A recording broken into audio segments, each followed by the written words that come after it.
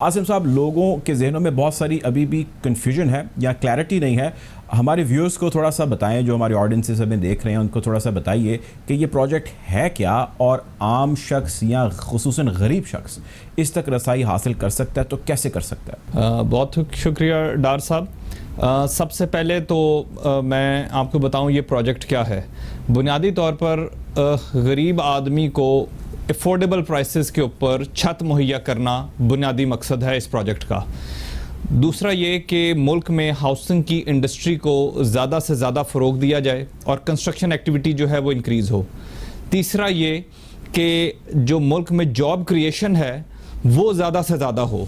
जिस वक्त आप हाउसिंग की इंडस्ट्री को फ़रोग देते हैं तो बैक एंड के ऊपर तकरीबन 40 इंडस्ट्रीज़ जो हैं वो ग्रो करती हैं। जिस वक्त एक इंडस्ट्री ग्रो करती है तो ना सिर्फ ये कि प्रोडक्शन इंक्रीज़ होती है बल्कि जॉब क्रिएशन भी होती है।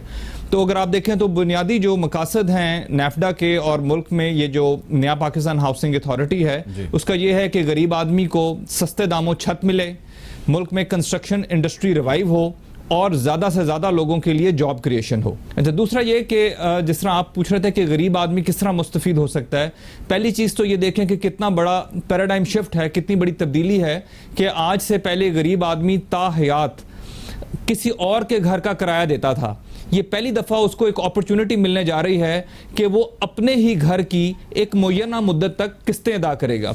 दूसरा आप देखें कि एक गरीब आदमी के लिए कितना मुश्किल होता है घर बनाना। सबसे पहले वो एक लमसम कैपिटल इकट्ठा करता है, उसके बाद वो ज़मीन खरीदता है, फिर वो एनओसीज, नक्शे, कॉन्ट्रैक्टर्स और ना जाने क्या क्या, फिर वो 6 से 8 माह का अरसे में अपनी या दिहाड़ी तोड़ता है या नौकरी को कॉम्प्रोमाइज़ करता है, फिर जाके कहीं एक घर बनता है और वो भी किस क्वालिटी का।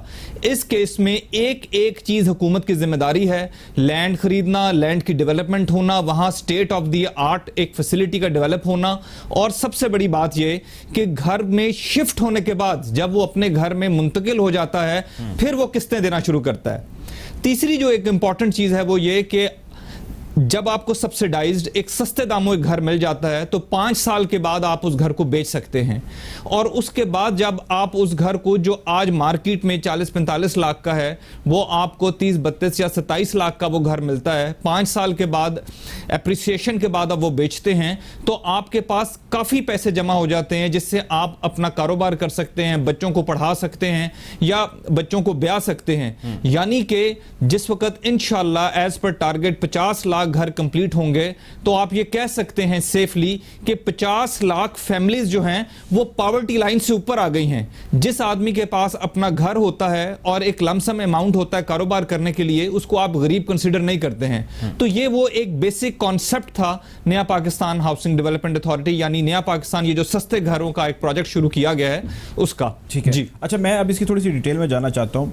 ये थोड़ा सा बताइएगा कि ऑन ग्राउंड इस वक्त क्या चीज़ें हैं, कंप्लीशन इसकी कब हो रही है, लोगों की इस तक रसाई यानी कि उसके अंदर शिफ्टिंग और ये जो मराहिल हैं ये कब तय होंगे? कोई कंप्लीशन डेट्स हमें बता सकते हैं और किस स्टेज पे ये प्रोजेक्ट अभी खड़ा, उसके बारे में बताएं ज़रा। अच्छा डार साहब, ये कोई ऐसा नहीं था कि किसी एक ही जगह पर तमाम घर बन रहे हैं। ये प्रोजेक्ट पूरे पाकिस्तान के लिए है। दूसरा ये कि दुनिया में ये कहीं मुमकिन नहीं होता कि हुकूमत कहीं घर बनाकर आपको देना शुरू कर दे। एक्चुअल कॉन्सेप्ट ये है कि हुकूमत एक ऐसा कंड्यूसिव एनवायरनमेंट पैदा करती है कि आपके प्राइवेट बिल्डर्स और जो गवर्नमेंट अथॉरिटीज़ हैं, डेवलपमेंट अथॉरिटीज़ हैं, वो मैदान में आती हैं, वो फील्ड में आती हैं और वो घर बनाती हैं और फिर लोगों को सस्ते दामों घर मिलता है। नंबर 2, बैंक्स को इंसेंटिव दिए जाते हैं। आज से पहले बैंक्स जो थे वो या सिर्फ अपने एम्प्लॉयज को कर्जा देते थे या फिर पहली चीज तो ये है कि हमारे पास जो गवर्नमेंट प्रोविंशियल गवर्नमेंट्स हैं वो अपनी लैंड्स ऑफर करती हैं। वो कहती हैं कि ये हमारे पास, जिस तरह पंजाब में पंजाब रेवेन्यू अथॉरिटी ने हमें तकरीबन 41 साइट्स ऑफर की हैं। उस साइट को जाके जो नेफ्डा है वो उसको एक्वायर करती है, उसको टाइटल चेक करती है, उसकी लिवेबिलिटी चेक करती है। लिवेबिलिटी से मुराद ये है कि वो शहर के ऐसे हिस्से में हो जहां लोग रहें तो उनकी शहर तक रसाई हो, वो अपने कारोबार कंटिन्यू कर सकें, अपनी नौकरियां कंटिन्यू कर सकें, वहां जिंदगी की तमाम तर जो सहूलियात हैं वो मुयस्सर हों। दूसरी चीज ये है कि गवर्नमेंट आपको ऑफर ना करे लेकिन खुद प्राइवेट बिल्डर्स इस मैदान में आए। प्राइवेट बिल्डर्स के लिए बहुत ज्यादा इंसेंटिव्स रखे गए हैं, वो आके इन्वेस्टमेंट करें या कंस्ट्रक्शन में या अपनी जमीन दें कि जी ये हमारे पास जमीन है, यहां पर हम जो है लो कॉस्ट हाउसिंग यूनिट्स जो है वो कंस्ट्रक्ट करना चाहते हैं, जब वो अपनी जमीन ऑफर करते हैं, नेफ्डा के साथ रजिस्टर होते हैं, उसके बाद नेफ्डा का एक पूरा प्रोजेक्ट है, लैंड एक्विजिशन का एक पूरा डिपार्टमेंट है, वो जाके उस जमीन की लिवेबिलिटी को चेक करता है, उस जमीन के टाइटल को चेक करता है, कहीं वो जमीन फ्रॉड तो नहीं है, कहीं वो जमीन जो है कहीं दो जगह तो नहीं बिकी हुई, वो जमीन ज्योग्राफिकली सारी कंटिगुअस है, इकट्ठी है। उसके बाद वो जमीन एक्वायर होती है, ये जो आपका बिल्डर है या कंस्ट्रक्शन कंपनी है, ये नेफ्डा के साथ रजिस्टर होती है और फिर वो कंस्ट्रक्शन शुरू करते हैं। इसके बदले में नेफ्डा जो है वो इनको फैसिलिटेट करती है, इनको बायर्स देती है, गारंटेड क्लाइंट देती है, तमाम तर नेगोशिएशन प्रोविंशियल गवर्नमेंट के साथ नेफ्डा करती है, तमाम तर जरूरी एनओसीज जो है उनको फैसिलिटेट करती है। गवर्नमेंट डिपार्टमेंट्स में जिसमें पानी का मसला है, जिसमें बिजली का मसला है, जिसमें सड़कों का मसला है, जिसमें सैनिटेशन का मसला है, उन तमाम डिपार्टमेंट के साथ जो नेफ्डा है वो प्राइवेट बिल्डर्स के साथ नेगोशिएट करता है और फैसिलिटेट करता है इस तरह। ठीक है। अच्छा, मुझे ये बताइएगा आसिम साहब कि आप हमारे व्यूअर्स को मरहलावार बताइए, स्टेप वाइज, कि एक शख्स जिसकी तनख्वाह 20,000 रुपया में एक फ़र्ज़ कर लेते हैं 20,000 से 40,000 के दरमियान है, वो सैलरीड पर्सन है, वो किस तरह इसके लिए अप्लाई कर सकता है, उसको किन स्टेप से गुजरना होगा, उसका तरीक़ाकार, उसका मैकेनिज़्म है क्या? फिर इस हवाले से मेरा सवाल दूसरा होगा और वो ये होगा कि बहुत सारे लोग हैं वो सैलरीड क्लास नहीं हैं, लेकिन वो डेली वेजर्स हैं और वो पैसे इकट्ठे कर लेते हैं कहीं ना कहीं से, जो भी वो काम करते हैं उस हवाले से, तो उनके लिए क्या मैकेनिज़्म होगा, वो कैसे इकट्ठे अपने इन पैसों को शो कर सकते हैं और वो इन स्टेप्स से गुजरते हुए इसकी एक्विजिशन तक पहुंच सकते हैं? अच्छा मुर्तज़ा, आपने दो बड़े अहम सवाल इकट्ठे कर दिए। मैं आपसे दरख्वास्त करूंगा कि इनको अलग अलग करें, क्योंकि दोनों बड़े इंपॉर्टेंट सवाल हैं और दोनों का एक तफसीली जवाब देना जरूरी है। जी हाँ, पहली चीज तो आपने की कि कोई 20 से 40,000 ब्रैकेट में कोई सैलरी अर्न करता है तो उसको हम किस तरह कैटर करते हैं। देखिए, मैं आपको थोड़ा सा शुरू से प्रोसीजर समझाऊं। सबसे पहले जब हमारे पास एप्लीकेंट आता है तो हम देखते हैं वैलिड एप्लीकेंट कौन है, यानी किसी ने एक शनाख्ती कार्ड पर दो एप्लीकेशंस तो नहीं दे दी, यानी किसी बाप ने और बेटे ने दोनों ने एक ही घर में रहने के लिए दो एप्लीकेशन तो नहीं दे दी। इस स्क्रूटनी के बाद हम इसकी ग्रुपिंग करते हैं। ग्रुपिंग क्या है? ग्रुपिंग ये है कि कौन लोग 0 से 20,000 कमाते हैं, कौन लोग एक ग्रुप बनाते हैं जो 20 से 40,000 कमाते हैं, फिर एक ग्रुप बनता है जो 40 से 60,000, 60 से 1 लाख एंड प्लस। इस ग्रुपिंग के बाद हम एक प्रायोरिटी लिस्ट बनाते हैं। प्रायोरिटी लिस्ट क्या है? यानी कि दो लोगों ने अप्लाई किया है घर, हमारी कोशिश यह है कि जो गरीब आदमी है उसको पहले घर दिया जाए, जो कंपैरेटिवली अमीर आदमी है उसको बाद में दिया जाए। फॉर एग्जांपल, अगर आपके पास 2-3 गाड़ियां हैं तो आप प्रायोरिटी लिस्ट में नीचे आ जाएंगे। अगर आपके फॉरेन ट्रेवल ज्यादा हैं तो आप प्रायोरिटी लिस्ट में नीचे आ जाएंगे। अगर आपके पास सोफिस्टिकेटेड वेपन्स के लाइसेंस हैं तो आप प्रायोरिटी लिस्ट में नीचे आ जाएंगे। अगर आपने फॉर एग्जांपल शनाख्ती कार्ड, नादरा या पासपोर्ट के लिए एग्जेक्टिव सर्विसेज यूज की हैं तो आप इसमें थोड़ा सा नीचे आ जाएंगे। यानी कि अगर दो आदमी हैं, एक गरीब है तो पहले गरीब को प्रायोरिटी दी जाएगी, दोनों गरीब हैं तो पहले, और एक जवान है एक बुजुर्ग है तो बुजुर्ग को प्रायोरिटी दी जाएगी। इस किस्म की एक प्रायोरिटी लिस्ट बनती है।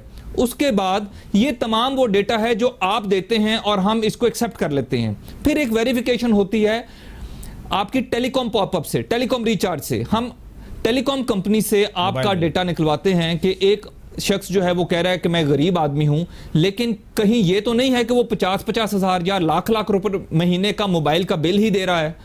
उसके बाद आप देखते हैं, चूंकि बहुत ज्यादा सब्सिडीज दी जानी है इस प्रोजेक्ट के ऊपर, फिर हम देखते हैं कि कोई शेड्यूल 4 में तो नहीं है, नेक्टा से वेरिफिकेशन होती है। यानी कि एक तरफ आप कह रहे हैं कि मैंने हुकूमत की फैसिलिटी लेनी है और दूसरी तरफ आप हुकूमत मुखालिफ सरगर्मियों में भी मुलव्वस हैं, तो यह मुमकिन नहीं है।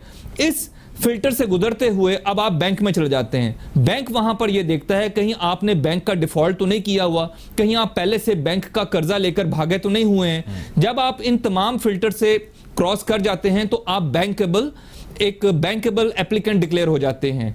उसके बाद जहां जहां आपने अप्लाई किया होता है और वहां वहां जो हमारे घर बनते जाते हैं, हम आपसे कॉरेस्पॉन्डेंस करते हैं कि भाई साहब आपने इस घर के लिए अप्लाई किया था, अब ये घर तैयार है या बनने जा रहा है, क्या आप स्टिल विलिंग हैं इस घर के लिए? जब आप राइटिंग में अपना कॉन्सेंट दे देते हैं तो फिर आप एक अलॉटी डिक्लेयर हो जाते हैं। फिर बैंक से आपकी नेगोशिएशन चलती है, बैंक आपको कर्जा फराहम कर देता है और उसके बाद कंस्ट्रक्शन शुरू हो जाती है। 1.5 से 2 साल, एक दफा प्रोजेक्ट शुरू होने के बाद 1.5 से 2 साल के अरसे में आपका घर टर्न की बेसिस पे तैयार हो जाता है। खूबसूरती ये है कि जब आप अपने घर में शिफ्ट हो जाते हैं तो आप मार्कअप सब्सिडी के ऊपर बैंक को किस्त एक साथ देना शुरू कर देते हैं मॉर्गेज बेसिस पे। फिर आप 5 साल की किस्तें लें, अगर आप 5 साल की किस्तें लेते हैं तो 3% पे, अगर आप 10 साल की किस्तें लेते हैं तो पहले 5 साल 3%, दूसरे 5 साल 5% के ऊपर आप बैंक की किस्तें अदा करके वो घर अपने नाम करा सकते हैं। जी अच्छा, अब ये जो बैंक वाला मामला है, लोग बहुत सारे हैं जो बैंक से तो ये तो था लोग कहते हैं कि जी हमने बैंक की तरफ नहीं जाना, बैंक बस हमें डॉक्यूमेंट्स के पीछे लगा देता है, बैंक से कर्जा लेना या बैंक के साथ काम करना बहुत मुश्किल काम है। बैंकिंग सेक्टर को डील करने के लिए आप फैसिलिटेशन देते हैं, और अगर देते हैं किस हद तक देते हैं? ये आपका बड़ा वैलिड क्वेश्चन है, चूंकि prime minister Imran Khan himself, नेफ्डा और स्टेट बैंक ऑफ पाकिस्तान, उनके लिए भी यही क्वेश्चन सबसे इंपॉर्टेंट था कि आम आदमी या जो कम तालीम याफ्ता लोग हैं या जो इनफॉर्मल सेक्टर से हैं वो बैंक के पास जाते हुए परेशान हो जाते हैं। उसके लिए प्राइम मिनिस्टर इमरान खान की खुसूसी हिदायत पर नेफ्डा, स्टेट बैंक ऑफ पाकिस्तान ने मिलकर ये कोशिश है, और आइंदा चंद ही दिनों में ये मार्केट में आ जाएगी कि एक सिंगल पेज फॉर्म तैयार किया जा रहा है, निहायत ही सादा, जो 10 से 15 मिनट में आप फिल कर सकेंगे। और हमने डिफरेंट कलर्स कर दी हैं। इनफॉर्मल सेक्टर के लिए पिंक कलर है, सैलरीड सेक्टर के लिए ग्रीन कलर है, और फॉर्मल बिजनेसेस के लिए से वन फॉर्म फिल करके कर सकेंगे। मुझे ये बताइएगा, मैंने आपसे सवाल किया था कि बहुत सारे ऐसे लोग हैं जो कहीं मुलाजमत नहीं करते, उनका पेस जो है वो स्लिप नहीं आती, या वो ऐसी क्लास से बिलोंग करते हैं कि वो डेली वेजर्स हैं, वो कहीं से अर्न करते हैं। तो ऐसे लोगों को क्या इसकी एक्सेस मिल पाएगी? अगर मिल पाएगी तो उसका क्या मैकेनिज्म है? Thank you, a good question again. Murtaza, देखें, इसमें इसको कहते हैं इनफॉर्मल सेक्टर, यानी वो लोग जो कुछ ना कुछ रोजी रोटी कमाते हैं लेकिन वो कहीं नौकरी नहीं करते, या उनकी जो इनकम है वो कहीं डॉक्यूमेंटेड नहीं है, या उनकी कोई पे स्लिप नहीं होती। फॉर एग्जांपल, कोई सब्जी फरोश है, कोई मोची है, कोई नाई है, कोई मैकेनिक है, कोई डेंटर है, कोई पेंटर है, कोई इस किस्म के लोग। अच्छा, इसके लिए जो बड़ा अच्छा सिस्टम डिफाइन जो हमने डिवाइस किया है वो है proxies and assets. For example, अगर आप तनख्वाह नहीं लेते और आपकी इनकम हमने एसेस करनी है तो हम प्रॉक्सीज यूज कर सकते हैं। अगर आप किसी किराए के घर में रहते हैं तो आपका माहाना किराया देखा जा सकता है। अगर आप कहीं किराया दे रहे हैं तो इट मींस आप कहीं ना कहीं से कुछ ना कुछ कमाई अर्न करते हैं तो किराया दे रहे हैं ना। फॉर एग्जांपल, अगर आपके बच्चे हैं और वो स्कूलों में पढ़ रहे हैं तो हम आपके बच्चों के स्कूलों की फीस देख सकते हैं। फॉर एग्जांपल, अगर आप अपने घर में रहते हैं, वहां कोई एसी चल रहा है या बिजली, टेलीफोन, सुई गैस के बिल आते हैं तो आपके यूटिलिटी बिल्स देखे जा सकते हैं। अगर आप पिछले 2-4 साल से मुसलसल बिल दे रहे हैं तो डेफिनेटली इट मींस कि you are earning something from somewhere.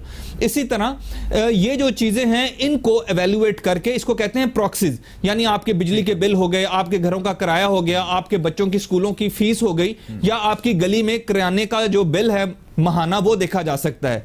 इसके अलावा एसेट्स, अगर आपके पास कोई जदी जायदाद है या आपके पास कोई, तो ठीक है, मैं समझ गया। मैं ये जानना चाहता हूँ आपसे, आखिरी सवाल मेरा ये कि 2 चीज़ें और बड़ी अहम है। एक तो ये कि हमें ये बताइए कि जो फ्यूचर प्रोजेक्ट्स आप लोग लेकर आ रहे हैं वो कौन से हैं, कैसे हैं, और इससे कबल मुझे ये बताइए कि जो ये आपका प्रोजेक्ट चल रहा है नया पाकिस्तान का, इसमें अभी तक सक्सेसफुल कितने लोग हुए हैं, कितने लोग हैं जो इसके ऊपर इस सीढ़ी पर चढ़ चुके हैं? 20 लाख लोगों ने अप्लाई किया, उसमें से 18 लाख वो थे जो वैलिड एप्लीकेंट थे।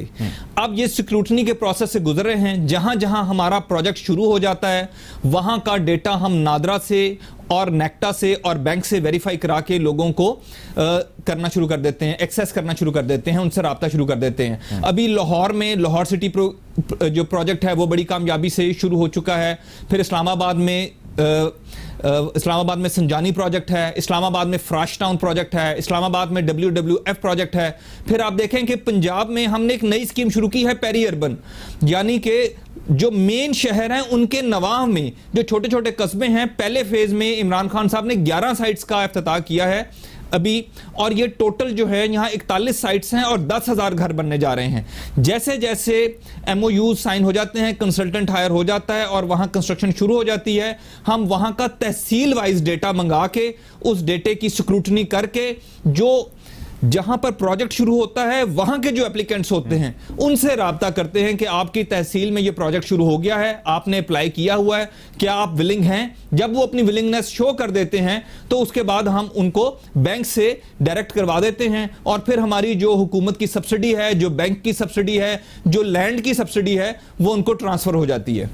जी ठीक है, आखिरी सवाल ये बताइएगा कि कौन से ऐसे इनिशिएटिव्स और स्टेप्स आप लोगों ने लिए हैं जिससे जो प्रोसेस है वो फास्ट हो रहा है, क्योंकि कुछ लोगों का ख्याल ये है कि बहुत लिंगर ऑन हो रही हैं चीज़ें और टाइम लग रहा है चीज़ों में और थोड़ी सी क्लैरिटी नहीं है। तो इस हवाले से थोड़ा सा बताइएगा कि एक आम शख्स के लिए क्लैरिटी किस तरह आ सकती है कि वो बिल्कुल जस्ट अ क्लिक अवे या just to reach an office away वो पहुंचे और जाके अपना काम करा ले, और दूसरा ये कि ऐसे कौन से इनिशिएटिव्स आपने लिए कि ये सारा काम स्पीडी हो सके। अच्छा देखिए मुर्तज़ा, मैं हर जगह ये बता रहा हूँ, this is for the first time कि पाकिस्तान में इतने बड़े स्केल पर हाउसिंग शुरू हो रही है। This is for the first time कि गरीब आदमी के लिए अफोर्डेबल प्राइसेस पे घर बनाए जा रहे हैं। This is for first time in the 73 years history of Pakistan के बैंक गरीब आदमी को कर्जे देने जा रहा है।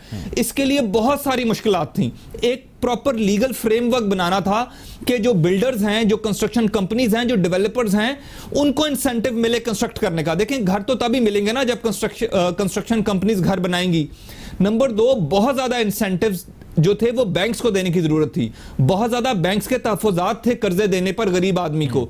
तो जब तक बैंक कर्जे नहीं देगा गरीब आदमी को, जब तक कंस्ट्रक्शन कंपनीज कंस्ट्रक्शन नहीं करेंगी घरों की, हम गरीब आदमी को कैसे घर दे सकते हैं? उसके लिए उनके तहफुजात दूर करने के लिए एक बहुत लंबा प्रोग्राम बनाया। फॉर एग्जाम्पल, अगर हम कंस्ट्रक्शन कंपनी से शुरू करें तो पहले उनको एमनेस्टीज दी गई, उनको 111 सेक्शन से एग्जम्प्ट किया गया, उनको टैक्स रिबेट्स दिए गए, बहुत ज़्यादा फिक्स टैक्स रिजीम में उनको शामिल किया गया, उनको विदहोल्डिंग टैक्स से एग्जम्पशन दी गई, फिर उनको हर किस्म का एनओसी लेने के अंदर फैसिलिटेट किया गया। इसी तरह जो बैंक्स थे उनके लिए फोरक्लोजर लॉज इनफेक्टिव थे, फोरक्लोजर लॉ को इफेक्टिव बनाया गया। उनकी सब्सिडी के लिए स्टेट बैंक ऑफ पाकिस्तान को डायरेक्ट हुकूमती अकाउंट्स की एक्सेस दी गई कि उनकी सब्सिडी की रकम वहां से डेबिट हो सके।